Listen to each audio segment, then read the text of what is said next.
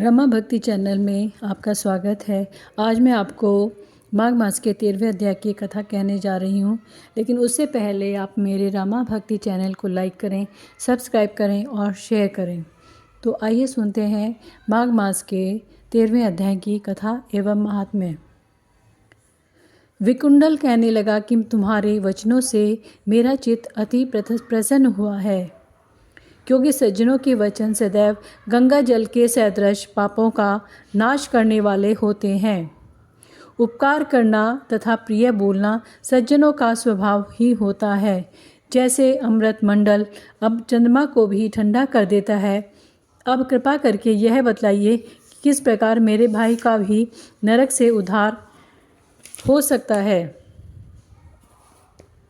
तब दूत कुछ देर ज्ञान दृष्टि से विचार कर मित्रता रूपी रस्से से बंधा हुआ बोला कि हे वैश्य, यदि तुम अपने भाई के लिए स्वर्ग की कामना करते हो तो जल्दी ही अपने 8 जन्म के पुण्य फल को उसके निमित्त अर्पण कर दो। तब विकुंडल ने कहा कि हे दूत, यह पुण्य क्या है और मैंने कौन से जन्म में और कैसे किया है, सो बतलाओ, फिर मैं अपने पुण्य अपने भाई को दे दूंगा। दूत कहने लगा कि हे वैश्य, सुनो, मैं तुम्हारे पुण्य की सब कथा कहता हूँ। पूर्व समय में मधुवन में शाल्की नाम का एक ऋषि था। वह बड़ा तपेश्वरी, ब्रह्मा के समान तेज वाला, नवग्रह की तरह उसकी स्त्री रेवती के 9 पुत्र थे। उनके नाम ध्रुव, शशि, बुध, तार और ज्योतिमान थे। इन 5 ने गृहस्थ आश्रम धारण किया तथा निर्मोह, जितमाय, ध्याननिष्ठ और गुणातक यह 4 संन्यास ग्रहण कर वन में रहने लगे। यह शिखा सूत्र से रहित पत्थर और सोने को समान समझते थे। जो कोई अच्छा या बुरा उनका अन्न देता वही खा लेते, और कोई कैसा ही कपड़ा दे देता था उसको वैसे ही पहन लेते थे। सदैव ब्रह्म के ही ध्यान में लगे रहते। उन 4 ने व्रत, शीत, निद्रा और आहार सबको जीत लिया। बस चर और अचर को विष्णु रूप समझते हुए मौन धारण करके संसार में विचरते थे। ये 4 महात्मा तुम्हारे घर आए। जब तुमने मध्याह्न के समय भूखे प्यासे इनको आंगन में देखा तो तुमने गदगद कंठ से आंखों में आंसू भरकर इनको नमस्कार करके इनका बड़ा आदर सत्कार किया। इनके चरणों को धोकर बड़े प्रेम से तुम इनसे कहने लगे कि आज मेरे अहो भाग्य हैं, आज मेरा जन्म सफल हुआ, मुझ पर भगवान प्रसन्न हुआ, मैं सनाथ हुआ और मेरे माता पिता, पत्नी, गौ आदि सभी धन्य हैं जो आज मैंने हरि के सदृश आपके दर्शन किए। सो हे वैश्य, तो इस प्रकार तुमने श्रद्धा से उनका पूजन किया और चरण धोकर जल को मस्तक से लगाया। फिर विधि पूर्वक इनका पूजन करके तुमने इन सन्यासियों को भोजन कराया। इन सन्यासियों ने भोजन करके रात को तुम्हारे घर में विश्राम किया और ब्रह्मा के ध्यान में लीन हो गए।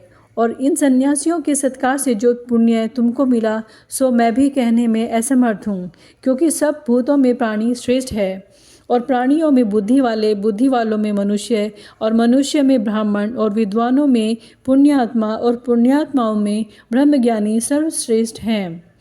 ऐसे ही संगति से बड़े बड़े पाप नष्ट हो जाते हैं। यह पुण्य तुमने अपने पहले 8वें जन्म में किया था। सो यदि तुम अपने भाई को नरक से मुक्त कराना चाहते हो तो यह पुण्य दे दो। सो दूत के इस वाक्य सुनकर उसने प्रसन्न चित्त से अपने पुण्य अपने भाई कुंडल को दे दिया और वह नरक से मुक्त हो गया और दोनों भाई देवताओं से पूजित किए गए। तब दूत अपने स्थान को चला गया और इस प्रकार वैश्य के पुत्र विकुंडल ने अपना पुण्य देकर अपने भाई को नरक की यातना से छुड़वाया। सो हे राजन, जो कोई इस इतिहास को पढ़ता या सुनता है वह 1000 गोदान का फल प्राप्त करता है। आज क्योंकि एकादशी है और उसकी भी कथा मैं कहती हूँ, उसे सुनिए। धन्यवाद। एक समय दालंभ ऋषि ने पुलस्त्य ऋषि से पूछा, हे मुनीश्वर, मनुष्य मृत्युलोक में ब्रह्म हत्या आदि महान पाप करते हैं और दूसरे धन की चोरी, दूसरे की उन्नति देखकर ईर्ष्या आदि करते हैं, परंतु फिर भी उनको नरक प्राप्त नहीं होता। सो क्या कारण है? वह न जाने कौन सा अल्पदान या अल्प परिश्रम करते हैं जिससे उनके पाप नष्ट हो जाते हैं। यह सब आप कृपा पूर्वक बताइए। इस पर पुलस्त्य महात्मा बोले, मुनि, आपने मुझसे वह अत्यंत गंभीर प्रश्न पूछा है। इससे संसारी जनों को बहुत लाभ होगा। इसको इंद्र आदि देव भी नहीं जानते, परंतु मैं आपको यह गुप्त भेद अवश्य ही बताता हूँ। माघ मास के आने पर मनुष्य को स्नान आदि से शुद्ध रहना चाहिए और इंद्रियों को वश में करके तथा काम, क्रोध, लोभ, मोह, ईर्ष्या आदि, अभिमान आदि का स्मरण नहीं करना चाहिए। उनको हाथ पैर धोकर पुष्प नक्षत्र में गोबर, कपास, तिल मिलाकर उपले बनाने चाहिए। उन कंडों से 108 बार हवन करें। यदि उस दिन मूल नक्षत्र हो, द्वादशी हो तो नियम से रहें। स्नान आदि नित्य क्रिया से शुद्ध होकर भगवान का पूजन कीर्तन करना चाहिए। एकादशी के दिन व्रत करें और रात्रि को जागरण तथा हवन करें। उसके दूसरे दिन धूप दीप नैवेद्य से भगवान की पूजा करें और खिचड़ी का भोग लगाना चाहिए। उस दिन कृष्ण भगवान का पूजन करना चाहिए। उनको पेठा, नारियल, सीताफल या सुपारी सहित अर्घ्य देना चाहिए और फिर उनकी स्तुति करनी चाहिए। हे भगवान, आप अशरणों को शरण देने वाले हैं। आप संसार में डूबे हुए का उद्धार करने वाले हैं। हे पुंडरीकाक्ष, हे कमल नेत्रधारी, हे विष्णु भगवान, हे जगत गुरु, आप लक्ष्मी जी सहित मेरे इस तुच्छ अर्घ्य को स्वीकार कीजिए। इसके पश्चात ब्राह्मण को तिल दान करना चाहिए। इस प्रकार मनुष्य जितने तिल का दान करता है वह उतने ही सहस्र वर्ष स्वर्ग में निवास करता है। एक तिल स्नान, दूसरा तिल का उपटन, तीसरा तिलोदक और तिल का भोजन। तिल का यह दान, यह षट तिला कहलाती है। इससे अनेक प्रकार के पाप दूर हो जाते हैं। एक दिन नारद जी ऋषि बोले, हे भगवान, आपको नमस्कार है। इस षट तिला एकादशी को क्या पुण्य होता है और उनकी क्या कथा है, सो कृपा पूर्वक बताइए। श्री कृष्ण भगवान बोले, हे नारद, मैं तुमसे आंखों देखी सत्य घटना कहता हूँ। ध्यान पूर्वक सुनो। प्राचीन समय में मृत्युलोक में एक ब्राह्मणी रहती थी। वह सदैव व्रत किया करती थी। एक समय वह 1 माह तक व्रत करती रही। उससे उसका शरीर अत्यंत दुर्बल हो गया। वह अत्यंत बुद्धिमती थी, फिर भी उसने कभी भी देवताओं तथा व्रतों से अपना मन अस्थिर नहीं किया। इस प्रकार मैंने सोचा कि ब्राह्मणी ने व्रत आदि से अपना शरीर शुद्ध कर लिया है, इसको वैष्णव लोक भी मिल जाएगा, परंतु उसने कभी अन्नदान नहीं किया। इससे इसकी तृप्ति होना कठिन है। ऐसा सोचकर मैं मृत्युलोक में गया और उस ब्राह्मणी से अन्न मांगा। वह बोली, हे महाराज, आप यहाँ किस लिए आए हैं? मैंने कहा, मुझे भिक्षा चाहिए। इस पर उसने मुझे एक मिट्टी का पिंड दे दिया। मैं उसे लेकर स्वर्ग लौट आया।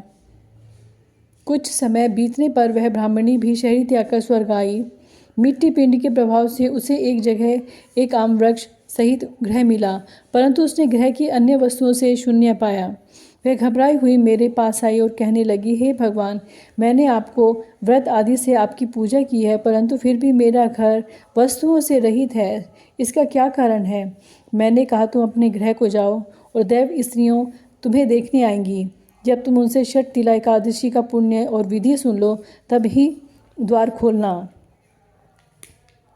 भगवान के ऐसे वचन सुनकर वह अपने घर को गई और देव स्त्रियाँ आईं और द्वार खुलवाने लगीं। तब वह ब्राह्मणी बोली कि यदि आप मुझे देखने आई हैं तो षट तिला एकादशी का महात्म्य कहिए।